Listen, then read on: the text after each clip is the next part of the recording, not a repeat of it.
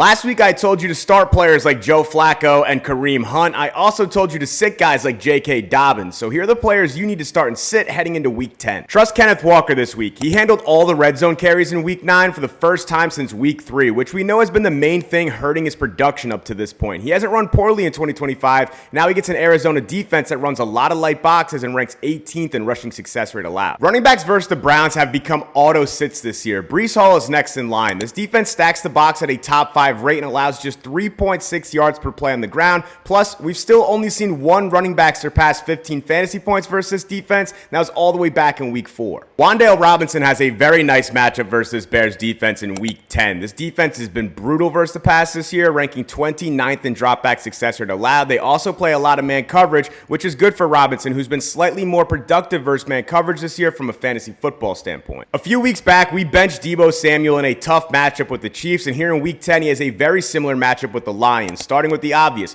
no Jaden Daniels is going to limit his ceiling in this one, but more importantly, Deebo has historically struggled versus press man coverage, which the Lions play at clearly the highest rate in the league. Juwan Johnson should see an uptick in target with the recent trade of Rashid Shaheed, and this week against the Panthers is a nice matchup for him. Carolina ranks bottom 5 in passes allowed and yards per game allowed to the tight end position, plus they rank 31st in EPA per pass allowed to tight targets. Real quick, if you want a no-sweat lay for Thursday Night Football, all you need to do is join Chalkboard this week with code FTP, and they'll welcome you in with $20 to play with, no deposit required. Over the past 2 weeks, the Houston Texans have allowed a 27% rushing success rate, which is one of the best marks in football, but this unit also stacks the box at one of the highest rates in the NFL, making them one of the hardest run defenses for backs to find success against this year. Expect a similar story for Travis Etienne in Week 10.